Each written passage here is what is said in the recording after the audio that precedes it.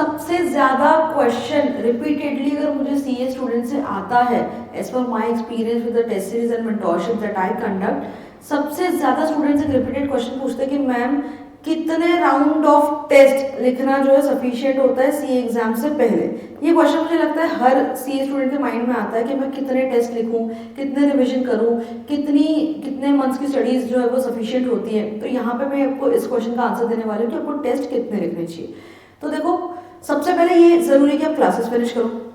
First target जो है वो होना चाहिए क्लासेस के साथ साथ आपका एक शॉर्ट रिवीजन भी होना चाहिए। मतलब not if not in detail, आप एटलीस्ट इतना मेक श्योर करो कि जितनी आपकी क्लास हो रही है उतना 3 घंटे की क्लास एटलीस्ट आधे घंटे में रिवाइज कर ले रहे हो, उतना आपको एटलीस्ट माइंड में होना चाहिए कि जो क्लास में पढ़ा है एक बार आके ऊपर से गो थ्रू कर लिया, if not in detail at least ऊपर से शॉर्ट रिवीजन आपका जो वो होना चाहिए अलॉन्ग विद क्लासेस। आइडियली नहीं भी होता है तो एटलीस्ट आप क्लास को प्रॉपरली एग्जाम के मिनिमम 6 मंथ्स पहले अगर फिनिश कर लो तो आपको बहुत अच्छा शेड्यूल बन सकता है। तो सबसे पहले आप क्लासेस फिनिश करो, उसके बाद जब आप सेल्फ स्टडी स्टार्ट करते हो फॉर योर एग्जाम्स के लिए, जब आपकी सेल्फ स्टडी स्टार्ट होती है ना, इसी पर्टिकुलर पॉइंट ऑफ टाइम से जो है वो आपकी टेस्ट रेगुलरली स्टार्ट हो जानी चाहिए। Why I am saying this, आप बोलोगे कि अभी तो जस्ट क्लासेस हुई है, सिलेबस पूरा नहीं हुआ है, so you actually don't have to wait to finish your entire syllabus to start writing your test. ये मिस्टेक बहुत सारे स्टूडेंट्स करते हैं, और अगर आपको बहुत अच्छे लेवल की, रीजनेबल लेवल की प्रिपेयर करना है जिससे आप इंश्योर कर सको या आप एग्जाम क्रैक कर लो, तो आपकी टेस्ट एक्चुअली इस पॉइंट ऑफ टाइम पे स्टार्ट हो जानी चाहिए जब आपकी सेल्फ स्टडी स्टार्ट हो रही है। अब इसको करना कैसे? आइडियली अगर आपके पास 6 महीने का टाइम है, ठीक है, अगर बोथ ग्रुप के लिए, तो आप एक रीडिंग और 3 रिविजन आराम से कर सकते हैं। उससे कम है तो भी एटलीस्ट एक रीडिंग और 2 revision is the bare minimum you should plan for, 1 reading and 2 revision। अगर बहुत अच्छा प्रिपरेशन करना चाह रहे हो तो एटलीस्ट 1 रीडिंग और 3 रिविजन जो है आपके होने चाहिए, इसमें आपका प्रिपरेशन बहुत अच्छा होता है। बट स्टिल मैक्सिमम लोगों की क्लास टाइम पे खत्म नहीं होती, तो हम अगर इस सिनेरियो की भी बात करें 1 रीडिंग और 2 रिविजन, तो इसमें आपको क्या करना है कि start writing your test when you start your preparation. तो ये करना कैसे? इनिशियली जब तक आपका सिलेबस पूरा हुआ नहीं है, गो फॉर यूनिट वाइज, यानी कि go for portion wise test, go for unit wise test. मैंने खुद पर्सनली तीनों लेवल पे, foundation, intermediate, final, have divided the entire syllabus into 3 parts.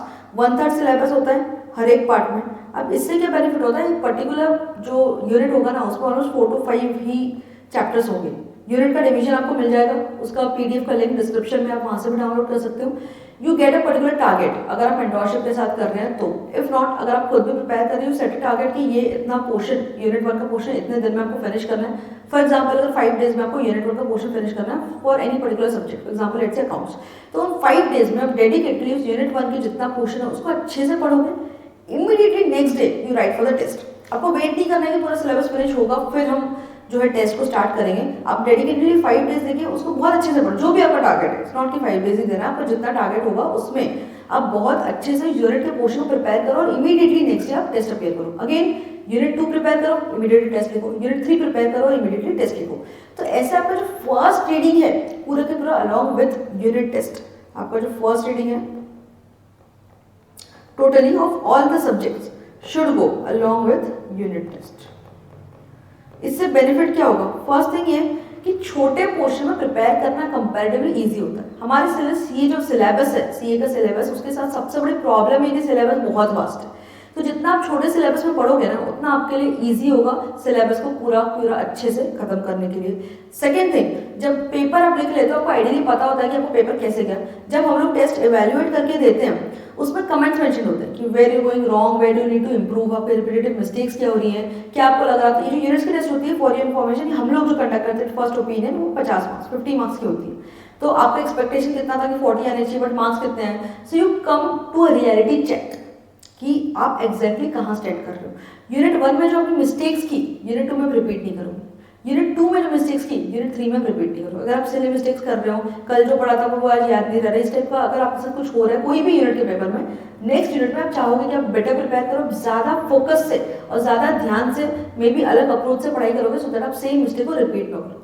तो क्या होगा, you go on improvising while you study itself. पढ़ते पढ़ते ही फर्स्ट रीडिंग के साथ साथ आप इम्प्रूव करना स्टार्ट कर देते हो।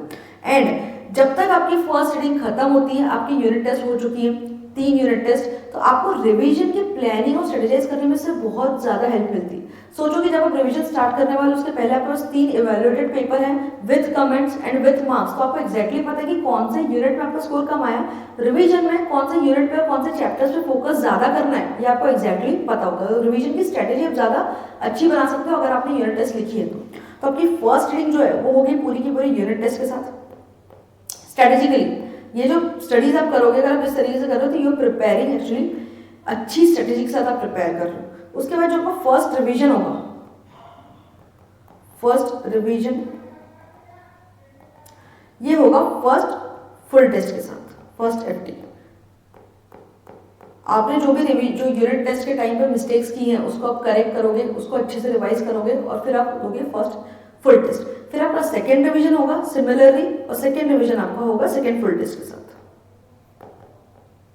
Second revision second full test. ये फुल टेस्ट जो है ये पूरी आईसीए की पैटर्न में होती है, 100 मार्क्स की होती है, 3 आवर्स की होती है। तो इससे ये होगा, देखो आपका जो कॉन्सेप्ट है 3+2 का कॉन्सेप्ट हम इसको बोलते हैं 3 unit test, 3+2 the test pattern is called 3+2, जहाँ पे 3 यूनिट टेस्ट होती है और 2 फुल टेस्ट होती है। यूनिट टेस्ट जब आप कर रहे हो ना तब आप फर्स्ट टाइम पढ़ रहे हो, that is your first reading. तो आपका जो पर्पस होता है यूनिट टेस्ट का, जो पर्पस होता है that is not to score very high. आपका जो स्कोर है बहुत हाई होना चाहिए ऐसा उसमें आपका पर्पस नहीं होता, उसमें पर्पस ये रहता है तो find out where exactly you standing, कि आपकी अगर आप पिछले 5 दिन से कोई एक पर्टिकुलर यूनिट पढ़ रहे हो, कोई 4 चैप्टर आप पढ़ रहे हो पिछले लास्ट वीक से, इमीडिएटली अगर आपने टेस्ट अप्लाई किया तो आइडियली तो आपको आउट ऑफ 4 मार्क्स आने चाहिए, आइडियली आपको बहुत अच्छे मार्क्स आने चाहिए, बिकॉज पिछले 5 दिन से आपसे कोई चीज़ पढ़ रहे हो। बट ऐसा होता नहीं है, हमारे सीए सिलेबस में ये चीज़ पॉसिबल भी नहीं है। तो you exactly come to know कि आपने कितना एफिशिएंटली पढ़ाई की है पिछले 5 दिन में, क्या आपको लग रहा था कि आपने अच्छा प्रिपेयर किया और आपको मार्क्स कैसे आए। अगर आप यूनिट टेस्ट नहीं लिखते, सपोज आपने एक यूनिट को प्रिपेयर किया, आप नेक्स्ट डे से नेक्स्ट यूनिट पे स्टार्ट कर लिए, तो प्रीवियस यूनिट में क्या मिस्टेक्स है, कौन सी चीज़ आपकी वीक है, आपको एग्जैक्टली तो पता ही नहीं चला। तो पर्पज ऑफ यूनिट टेस्ट जो है स्कोर हाई करना बिल्कुल भी नहीं है, पर्पज इज टू फाइंड आपकी एफिशिएंसी कितनी है, फर्स्ट थिंग। सेकेंड थिंग, आपके लूप होल्स क्या क्या है, क्या चीज़ आपको लग रहा था कि प्रैक्टिकल में अच्छा आएगा, थियरी में नहीं आएगा, पर थियरी में आ रहा है, प्रैक्टिकल में नहीं आ रहा है, आपके क्या क्या लूप होल्स है, और how where exactly you are studying, exact position of your studies. ये चीज़ें आपको जो है आपके यूनिट टेस्ट से पता चल जाती है, और ये जो है आपको काम आती है आपके रिवीजन के टाइम पे। यूनिट के जब आप टेस्ट लिख रहे हो अगर मार्क्स थोड़े कम भी आए, don't have to get demotivated, because purpose कभी अच्छा स्कोर करना था ही नहीं। यूनिट में सिर्फ पता करना पर्पस है कि हम कहाँ गलत जा रहे हैं, what is going wrong. Because अगर आपको फर्स्ट रीडिंग के टाइम पे अगर पता चल जाए ना, फर्स्ट रीडिंग के टाइम पे सोचो अगर आपको पता चल जाए कि वेर यू गोइंग रॉन्ग, आपकी डायरेक्शन गलत है, आपकी स्ट्रेटेजी गलत है, जिस तरीके से पढ़ रहे हो आपके पढ़ने का तरीका गलत है, अगर ये चीज़ आपको फर्स्ट रीडिंग में पता चल जाए तो अभी आपके पास सफिशिएंट टाइम है उस चीज़ को करेक्ट करने का। आपके 2 रिवीजन या 3 रिवीजन अभी भी बाकी है जिसमें मिस्टेक्स को आप करेक्ट कर सकते हो। जस्ट इमेजिन कि यही सारी गलतियां आपको एग्जाम से एकदम नियर टू एग्जाम पता चल रही है, एग्जाम के 15-20 दिन पहले, एग्जाम के 1 महीना पहले अगर पता चल रही है तो आपके पास इतना टाइम ही नहीं है कि आप इन मिस्टेक्स को करेक्ट कर पाओ। That is why start your preparation, start writing test whenever you start your preparation. First reading के साथ फर्स्ट यूनिट टेस्ट की जो भी आपकी एग्जैक्ट सिचुएशन थी, आपको पता चली कि कितना एफिशिएंटली आपने पढ़ा, जो मिस्टेक्स थी उसको रिवीजन के टाइम पे करेक्ट किया, उसमें भी जो बच गया उसको सेकंड रिवीजन में करेक्ट किया। रिवीजन के टाइम पे जब आप फुल टेस्ट लिख रहे हो उसमें आपका पर्पस होगा अच्छा स्कोर करना, बिकॉज अभी तक आपने 1 बार 2 बार सफिशिएंटली अच्छे से पढ़ लिया है। Now you are in a position to score good, अब एक रीजनेबल लेवल का आपका स्कोर आई, आप एक्सपेक्टेशन रख सकते हो अपने आप से, not at the time of unit test. Unit test में आपका पर्पस है just to find out your mistakes, your loop holes, the mistakes in your strategy, mistakes in your approach. जो भी गलती हो रही है उसको रेक्टिफाई करो, और फुल टेस्ट में your purpose should be to score well. अगर आपने हर एक सब्जेक्ट की 3 यूनिट टेस्ट लिख ली, 3 unit test and 2 full test, मतलब ऐसे 5 टेस्ट अगर आपने हर सब्जेक्ट की डेडिकेटेडली सीरियस होकर अगर लिखी है with proper study plan and proper direction, proper mentorship, trust my words, आपको पास होने से कोई नहीं रोक सकता। बिलीव मी, कोई भी नहीं रोक सकता। If you need any further help आपको प्रिपरेशन से रिगार्डिंग, टेस्ट के regarding, you can drop your comments in the comment box. All the very best, I would be there to help you always.